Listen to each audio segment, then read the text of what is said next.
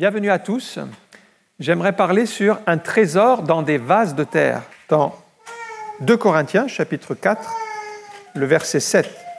Nous portons ce trésor dans des vases de terre afin que cette grande puissance soit attribuée à Dieu et non pas à nous.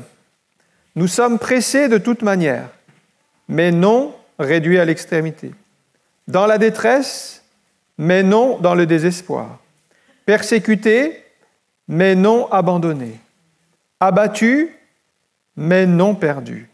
Portant toujours avec nous dans notre corps la mort de Jésus, afin que la vie de Jésus soit aussi manifestée dans notre corps, car nous qui vivons, nous sommes sans cesse livrés à la mort à cause de Jésus, afin que la vie de Jésus soit aussi manifestée dans notre chair mortelle. Amen. Dans ce passage, Paul nous compare à des vases de terre. Les vases de terre, c'est nous. Et le trésor qui est dans ces vases de terre, c'est l'évangile que nous avons reçu. C'est la présence de Jésus en nous. C'est ça notre trésor. Et donc, la comparaison avec les vases de terre nous parle de notre humilité. Nous sommes faibles, fragiles. Qu'est-ce qu'un vase de terre ? C'est de la poussière qui est rassemblée pour former un vase. Comment est-ce qu'on obtient un vase ? D'abord, l'argile, elle est prise de la terre. Elle est issue du sol, elle est lavée, trempée dans l'eau. Ensuite, elle est frappée et travaillée par les mains du potier. Ensuite, on la coupe avec un fil de fer pour enlever les bulles d'air. Ensuite, elle est centrée sur le tour.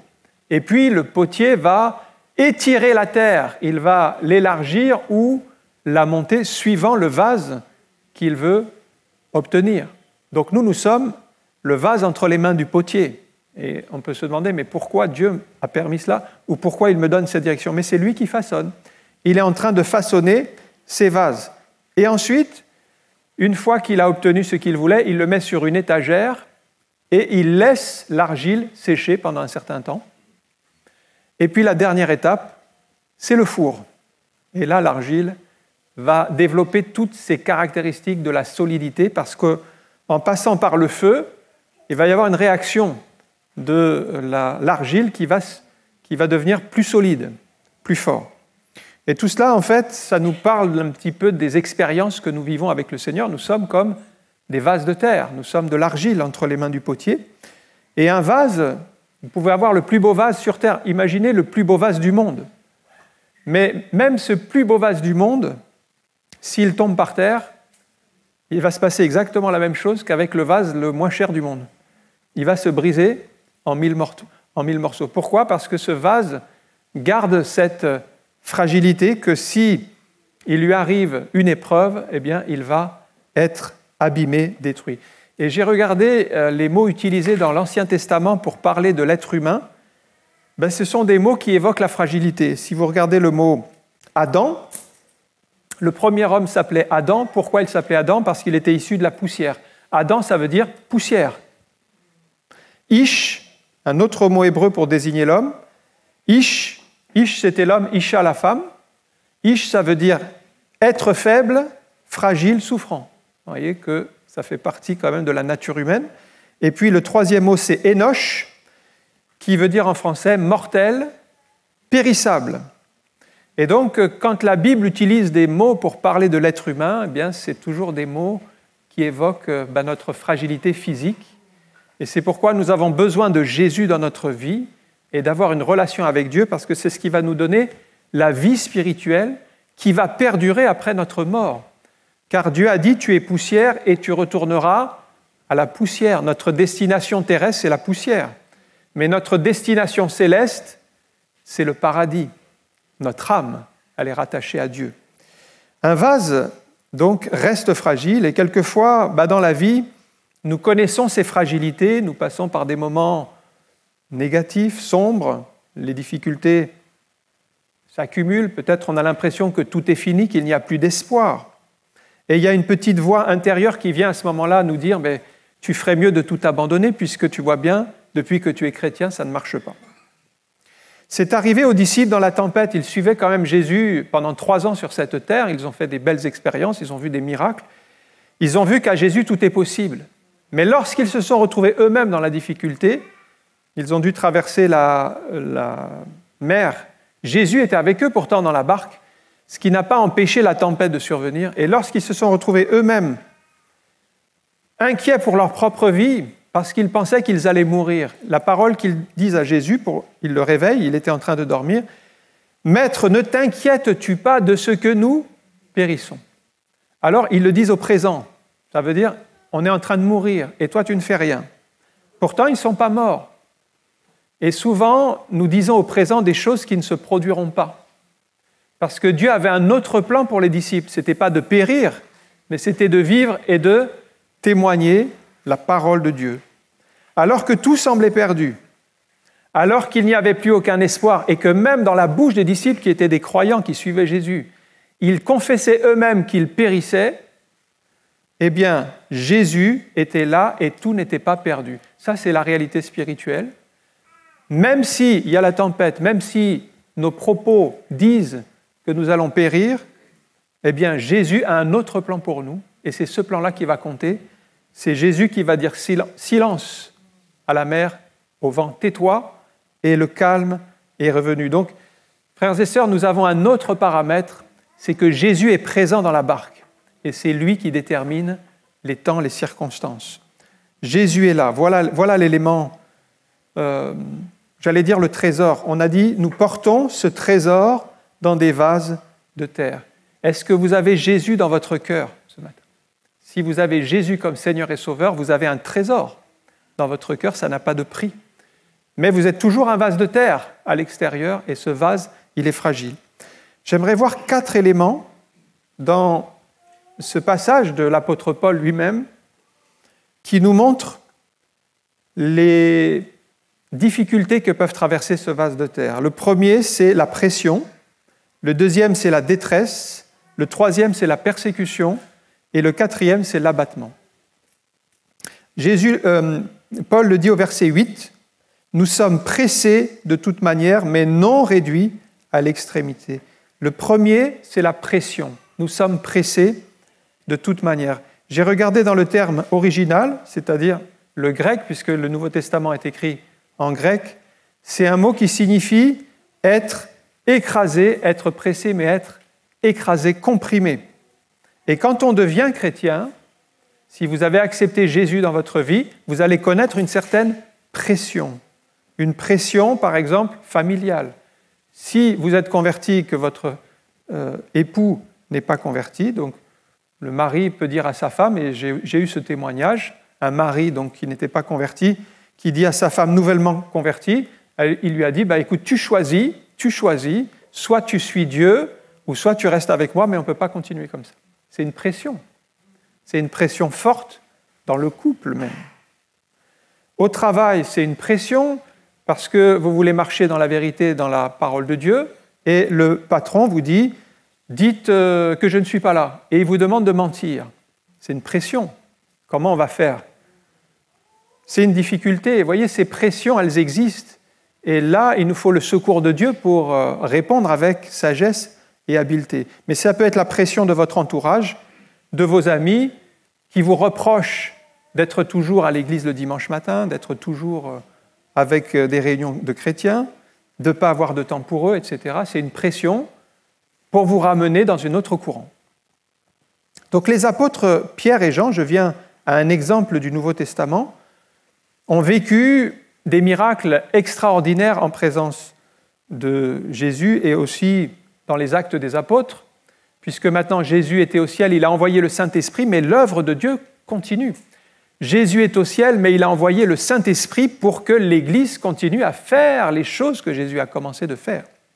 Et donc, Pierre et Jean allaient au temple, il y avait un paralytique, et ils ont prié pour ce paralytique, et Jésus a agi, il a guéri ce paralytique.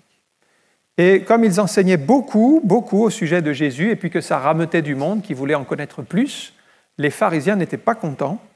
Ils ont convoqué les apôtres et leur ont interdit de parler au nom de Jésus. On peut dire que c'est un contre-coup après la bénédiction. Et souvent, après des grandes bénédictions, il y a des contre-coups. des oppositions, des difficultés qui surviennent. Eh bien, c'était déjà le cas à l'époque de Jésus. C'est un petit peu comme l'image des oiseaux que j'avais utilisée la semaine dernière qui viennent enlever la semence avant qu'elle prenne racine. Il y a une bénédiction, mais l'ennemi fait tout en œuvre pour que ça échappe et que ça n'aboutisse pas. Maintenant, quelle est la réaction des apôtres? Ils sont donc arrêtés, ils sont battus de coups, ils sont enfermés, ils sont jugés, on leur ordonne de ne plus parler de Jésus. Qu'est-ce qu'ils auraient pu faire? Ils auraient pu se plaindre et dire, Seigneur, voilà, nous on te sert, tu nous as abandonnés, on n'a que des problèmes, maintenant tout va mal. Mais leur attitude est différente. Ils restent confiants dans le Seigneur, dans la persécution, dans cette pression, puisqu'ils ont conscience que c'est Dieu qui dirigera les temps et les circonstances. Ce n'est pas les hommes, mais c'est Dieu. Ils restent confiants là-dessus. Donc Dieu a la main sur cette situation. Et puis après une journée et une nuit passées en prison, ils comparaissent devant le Sanhédrin, qui est le tribunal religieux des pharisiens, et finalement, ils vont continuer à annoncer Jésus avec assurance, malgré la pression. Et le texte dit, au verset 13, que le tribunal voit dans ces hommes du peuple des hommes sans instruction. Il les considérait comme sans instruction parce qu'ils n'avaient pas fait le cursus qu'on a chez les Juifs pour être pharisiens. Mais ils avaient une autre instruction, et c'est là où ils se trompaient. Ils n'étaient pas sans instruction, ils n'avaient pas l'instruction religieuse des pharisiens, mais ils avaient une autre instruction qui est bien meilleure. C'est celle d'être au pied du Seigneur et de recevoir la parole de Dieu. Ça, ils l'avaient. Alors, vous n'avez peut-être pas une grande instruction aux yeux de ce monde, mais si vous avez l'instruction de la parole de Dieu, vous pourrez faire de grandes choses pour le Seigneur. Ça, c'est important. C'est plus important, cette instruction-là. Bien sûr, il nous faut apprendre les choses pour connaître comment vivre dans ce monde, bien sûr. Mais nous devons développer en parallèle une autre instruction, qui est l'instruction dans la parole de Dieu. C'est celle-là qui comptera. Étienne, par exemple, qui a été lapidé à cause de sa foi, dans Actes 6:10, il est dit « Il ne pouvait résister à sa sagesse et à l'esprit par lequel il parlait. » Ah, que le Seigneur nous donne cette sagesse et ces paroles du Saint-Esprit pour pouvoir apporter la vie autour de nous. Ça, c'est une autre instruction, frères et sœurs. Vous ne la trouverez pas sur les bancs de l'école, mais vous la trouverez à genoux au pied du Seigneur dans la prière et dans la méditation de la parole de Dieu. Nous avons encore besoin de cette instruction qui nous rend sages, parce que certains sages aux yeux de ce monde sont fous aux yeux de Dieu, et certains qui paraissent fous aux yeux de ce monde, en réalité, ils sont sages aux yeux de Dieu, parce que c'est la sagesse de Dieu. Cette sagesse, elle n'a pas de prix. Cette sagesse, vous ne pourrez pas la connaître dans les universités ou les facultés en étudiant les philosophes. Cette sagesse, vous la trouverez dans la parole. Jacques en parle. Il dit, la sagesse de ce monde, elle est humaine, elle est terrestre, elle est charnelle, et même il dit, elle est diabolique. Voilà la sagesse du monde. Il dit, il y a une autre sagesse. Cette autre sagesse, c'est celle qui vient d'en haut, qui est spirituelle et pure, c'est celle que nous devons rechercher. Donc la décision du tribunal, lorsqu'il convoque les apôtres, c'est la défense absolue de leur parler, de parler au nom de Jésus. Et c'est une pression parce que s'ils continuent, ils sont menacés de représailles. Donc la pression est forte. Et quand on est sous pression, on a tendance à se recroqueviller, à se faire petit, à ne pas parler, à baisser la tête. La pression est là.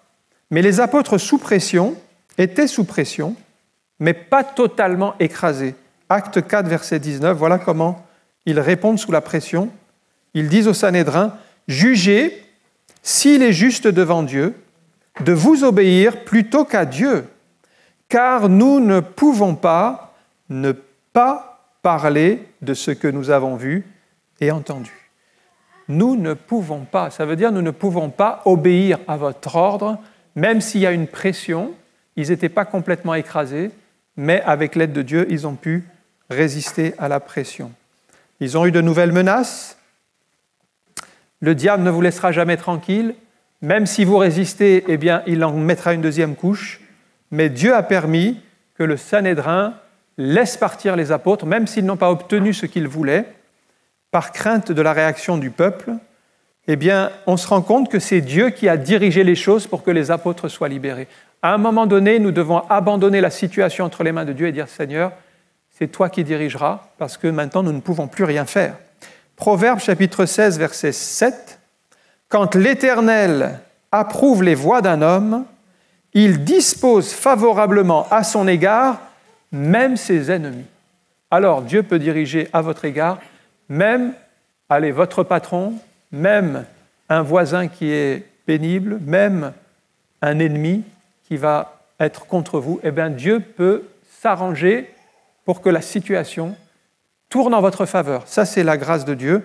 Et c'est pour ça que nous allons prier, parce que nous sommes sous pression, mais nous ne sommes pas totalement écrasés parce que le Seigneur veille.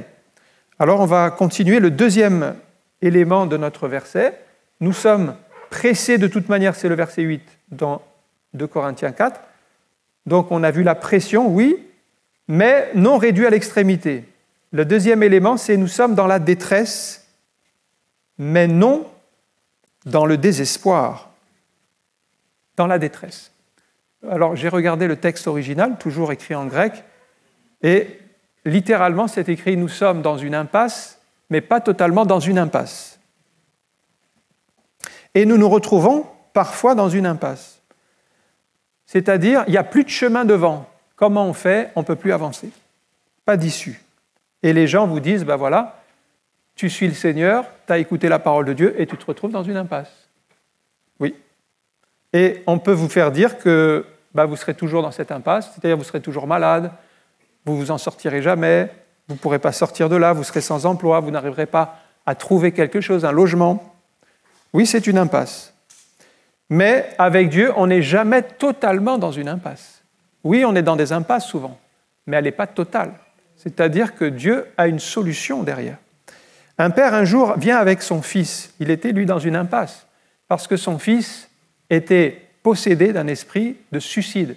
L'esprit le poussait dans l'eau, dans le feu, pour que cet enfant se donne la mort. C'était tellement inexplicable qu'on disait qu'il était lunatique, c'est-à-dire qu'on attribuait à la lune des actions sur les êtres humains qui les faisaient comporter d'une manière étrange. Donc on n'avait aucun médicament, aucun médecin n'était capable de le soigner, et donc c'était une impasse, il n'y avait pas d'issue, il n'y avait pas de solution, même médicale, thérapeutique, quels que soient les médicaments, l'esprit le poussait toujours à se suicider. Et puis il le jetait par terre, il bavait comme un animal. Voilà ce que font les mauvais esprits, ils agissent pour la destruction des êtres humains. Donc cette famille était dans l'impasse, mais l'homme, malgré l'échec qu'il y a eu, et c'est là où on se rend compte qu'on n'est jamais totalement dans une impasse, parce qu'il a fait un premier pas vers les disciples qui n'ont pas pu délivrer cet enfant possédé. Donc ils étaient toujours dans l'impasse. Alors cet homme, ayant contacté les disciples du Seigneur, qui étaient quand même les personnes les plus avancées spirituellement, qui a connu cet échec, il aurait pu dire, voilà, c'est mon lot, je n'y arriverai jamais, même les disciples n'y arrivent pas. Donc ça confirme que je suis bien dans une impasse et qu'il n'y a pas de solution. Mais il n'était pas totalement dans une impasse parce qu'il est allé voir Jésus ensuite. Et c'est là qu'il y a eu l'issue. Matthieu chapitre 17, verset 18. L'impasse n'était pas totale, car Jésus était là. Jésus parla sévèrement au démon, qui sortit de lui, et l'enfant fut guéri alors même. Pourquoi? Parce que devant Jésus, l'esprit est obligé de lâcher sa proie et il va sortir de l'enfant. L'enfant est donc délivré et Jésus va donner deux raisons principales aux disciples pour lesquelles ils n'ont pas pu chasser ce mauvais esprit. Un, il dit c'est à cause de votre incrédulité ou votre manque de foi, vous devez davantage exercer la foi et vous attendre à l'action de Dieu. Et deux, dans certains cas, il dit cette espèce de là ne sort que par le jeûne et par la prière. Et bien sûr, il nous faut ajouter le jeûne et la prière à ce combat spirituel. Et ainsi, Jésus a formé les disciples pour pouvoir aboutir à des bénédictions plus importantes. Donc ici, nous avions un homme sans issue, mais pas totalement sans issue. Troisième élément de notre texte, c'est au verset 9. nous sommes persécutés, mais non abandonnés. Là encore, dans l'original, c'est écrit « Nous sommes pourchassés, mais non rejoints », littéralement. Pourchassés, mais non rejoints. Et là, on peut penser à David, le roi David, qui, à une partie de sa vie, était pourchassé par Saül. Saül, c'était son beau-père. Il n'avait rien fait de mal envers Saül, mais Saül ne l'aimait pas. Et vous ne pourrez jamais comprendre toutes les raisons pour lesquelles les gens ne vous aiment pas, ou certains ne vous aiment pas. En tout cas, certains vous voudront du mal. Mais c'est simplement une réalité que certains se retournent contre vous et vous veulent du mal. Psaume 38, verset 20, le psalmiste l'exprime ainsi. « Mes ennemis sont pleins de vie, pleins de force. Ceux qui me haïssent sans cause sont nombreux. » Ils me haïssent sans cause. On n'en connaît pas la raison, mais David a connu cela, de la haine, alors que lui donnait de l'amour. Saül devenait de plus en plus jaloux. David avait de plus en plus de succès. C'est vrai qu'au début, Saül appréciait beaucoup David parce que David venait avec sa harpe. Quand il jouait de l'harpe, Saül était apaisé. Le mauvais esprit qui l'agitait s'éloignait. Mais petit à petit, il a développé de la jalousie. Saül laissait les mauvaises pensées rentrer dans son cœur. Vous voyez, Saül était croyant. Il aurait pu rejeter ces mauvaises pensées. Ça ne venait pas de Dieu. Il aurait pu dire « Stop, je change de pensée, j'arrête de penser mal. » Non. Il a entretenu ses mauvaises pensées. Il regardait David d'un mauvais œil. C'est écrit dans 1 Samuel 18, verset 9. Saül regarda David d'un mauvais œil à partir de ce jour et dans la suite. Bon, si on ne travaille pas sur nos pensées, sur notre regard, eh bien petit à petit, c'est comme Saül, il va développer de la haine, il va développer de la jalousie envers un enfant de Dieu. David est un enfant de Dieu, c'est même un serviteur de Dieu. Certains vous voudront du mal un petit peu comme Saül, parce qu'ils vous envient, parce qu'ils sont jaloux, parce qu'ils ont mille et une raisons, mais qui sont à eux. Même si Saül avait ses qualités, parce qu'il ne faut pas oublier que c'est Dieu qui avait choisi Saül. Saül n'était pas un incroyant, il aimait Dieu, il servait Dieu. Il avait son œuvre à accomplir. Je vais vous montrer les promesses sur la vie de Saül. Regardez 1 Samuel 13 pour vous montrer que sur la vie de cet homme, il y avait des bénédictions en réserve. Samuel dit à Saül, « Tu as agi en insensé, tu n'as pas observé le commandement que l'Éternel ton Dieu t'avait donné. Voilà le plan d'origine. L'Éternel aurait affermi pour toujours ton règne sur Israël. » Ça, c'était le plan de Dieu pour Saül. L'Éternel aurait affermi pour toujours ton règne sur Israël. Mais à cause de son péché, à cause de sa désobéissance, Saül n'a pas vécu la pleine bénédiction que Dieu avait prévue pour lui. Maintenant, ton règne ne durera point. L'Éternel s'est choisi un homme selon son cœur, et l'Éternel l'a destiné à être le chef de son peuple, parce que tu n'as pas observé ce que l'Éternel t'avait commandé. Et cet autre homme, c'est David. Et donc, la promesse était bien sur Saül. Saül est tombé dans l'orgueil, dans la jalousie, il n'a pas demandé pardon, il ne s'est pas repenti, eh bien, il a été écarté par Dieu, et c'est David qui a pris la place de roi. Donc c'est une erreur, même si on a reçu des promesses de Dieu, voyez comme Saül, il avait un plan pour lui. Mais c'est une erreur, même si on est dans le plan de Dieu, d'envier une autre personne, puisque Dieu a un autre plan pour nous. Et nous, il nous faut rester dans le plan que Dieu a pour nous. Ça, c'était le rôle de Saül. Il n'aurait jamais dû envier David. Il aurait dû chercher à faire la volonté de Dieu pour sa vie. Saül essaya même de tuer David à plusieurs reprises, mais à chaque fois, Dieu faisait dévier la lance, parce que David aurait pu mourir sous la lance de Saül, il aurait pu être rattrapé par Saül plus d'une fois dans le désert.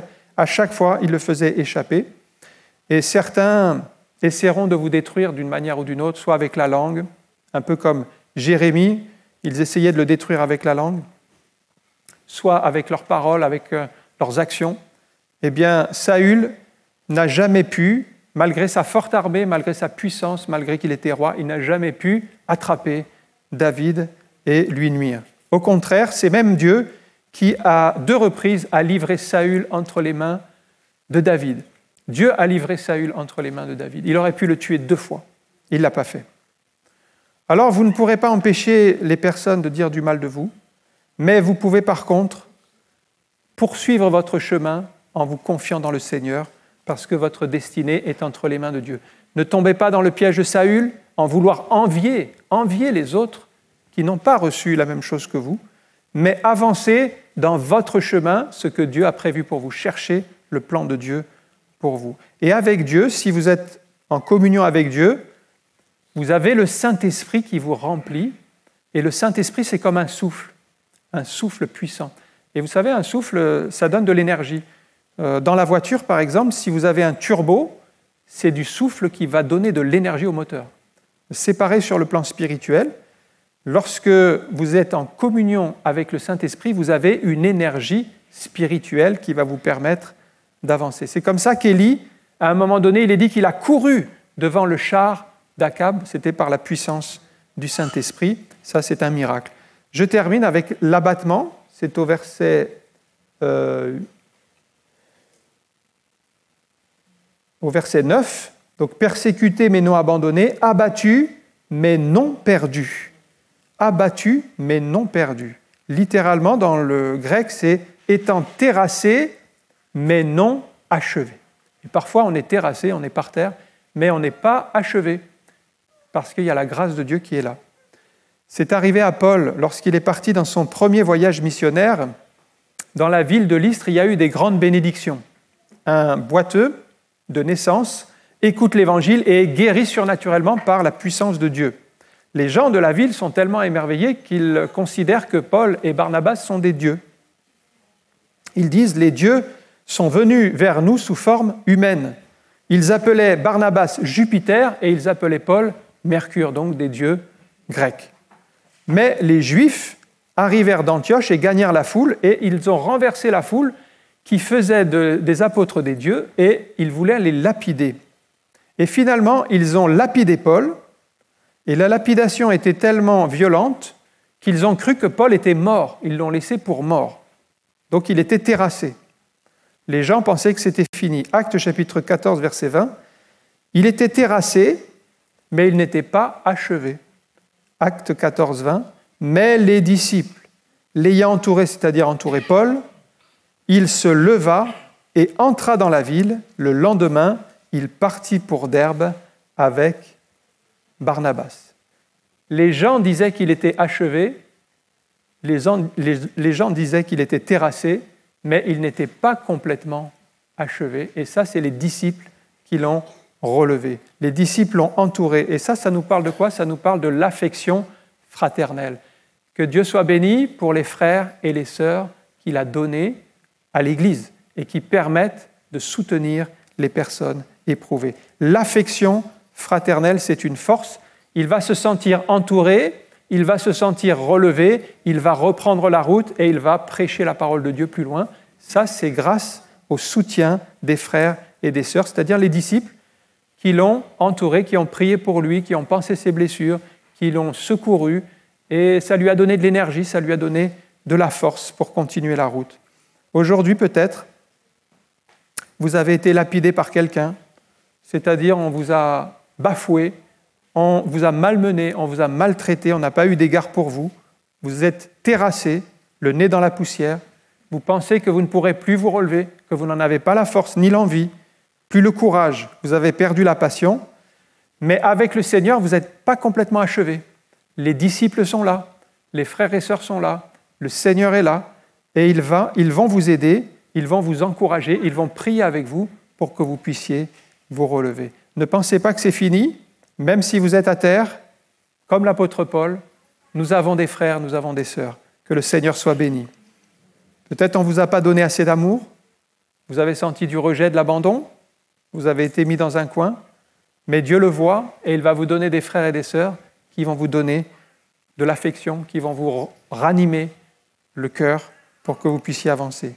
Peut-être vous êtes malade, votre vie n'est pas entre les mains des médecins, vous êtes peut-être à terre, le nez dans la poussière, mais vous n'êtes pas achevé parce que votre vie est entre les mains de Dieu.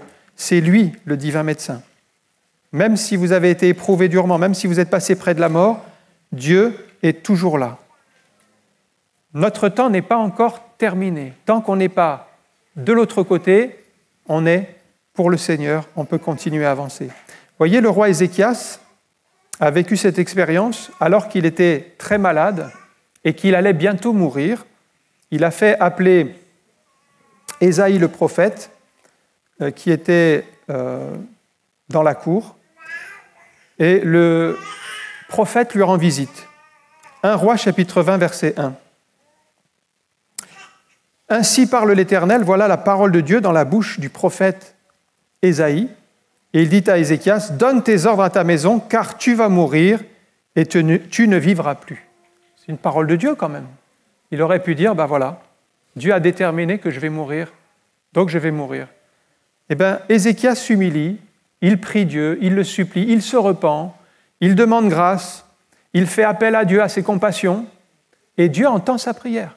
Ça veut dire que Dieu change ses dispositions premières, qu'il avait arrêtées pour lui, et il va rappeler Ésaïe. Alors qu'Ésaïe était en train de partir, il était encore dans la cour du temple, il dit au prophète Ésaïe, « Retourne, donner un autre message au roi. » Et cet autre message au roi, c'est « Dieu va rajouter 15 années à ta vie. » Tout ça parce que cet homme a pris au sérieux la parole de Dieu, il a prié, il s'est repenti, il a demandé grâce et il a obtenu la faveur de Dieu.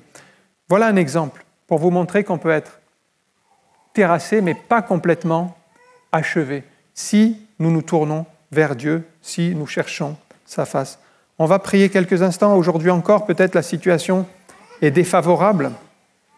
Même si tout semble perdu, frères et sœurs, même si vous êtes tentés d'abandonner, vous dites « Dieu n'a pas répondu, donc il ne répondra pas ». Eh bien non, tout n'est pas encore perdu parce qu'il y a encore un espoir. Cet espoir, le chemin de l'espoir, c'est, rappelez-vous l'histoire d'Abraham et Sarah. Abraham, il est dit qu'il espéra contre toute espérance. Il ne pouvait pas avoir d'enfant, c'était impossible, il n'y avait aucune solution. Mais il espéra, il fit le choix de croire en Dieu plutôt qu'en la médecine, plutôt qu'en les possibilités de l'époque. Il l'espéra contre toute espérance. Il était limité sur le plan humain, mais illimité sur le plan spirituel. Et il décida d'espérer malgré tout. Peut-être avez-vous perdu toute espérance, l'ennemi a semé des pensées de doute dans votre esprit, vous n'arrivez plus à voir la main de Dieu dans votre vie, mais la seule chose qui compte, frères et sœurs, c'est la présence de Dieu. C'est ce que Dieu dit dans votre situation. C'est le mot de Dieu. C'est ce mot de Dieu qui a fait qu'Ézéchias a obtenu 15 années supplémentaires. Ça, c'est le mot de Dieu qui a changé la situation. Merci Seigneur encore pour ta parole qui nous montre que oui, nous sommes comme ces vases de terre portant en nous-mêmes ce trésor dans des vases d'argile, ce trésor précieux de ta parole, ce trésor précieux parce que tu es là dans nos cœurs, Seigneur. Mais nous voulons nous rappeler sans cesse qu'il y a toujours une issue que tu prévois, qu'il y a toujours une solution. Même si nos yeux ne la voient pas en ce jour, Seigneur, nous pouvons dire qu'elle existe. Qu'en toi, tout est possible en tout instant. Qu'en toi, il y a toujours la vie et l'abondance. En toi, il y a la victoire sur la maladie, sur le péché. En toi, il y a la victoire sur les portes fermées, sur les obstacles infranchissables. En toi, il y a des bénédictions sans limite, Seigneur, et nous te demandons pardon pour toutes les fois où nous t'avons limité dans nos pensées, dans nos paroles, dans nos actions. Et nous te prions, Seigneur, de venir confirmer encore ta parole, peut-être pour mon frère ou ma sœur qui est dans cette impasse, ou qui est dans cette longue maladie, ou qui est dans une situation de désespoir. Seigneur, viens encore manifester ta grâce, étends ton bras puissant pour encourager, pour montrer, Seigneur, que tu es toujours ce Dieu en qui nous pouvons nous confier chaque jour. Tu es toujours ce Dieu qui répond, même si nos yeux disent « c'est pas possible », Seigneur, toi tu dis « c'est encore possible » et nous voulons regarder vers toi dans la foi encore ce matin et nous te rendons toute la gloire dans le nom de Jésus. Amen.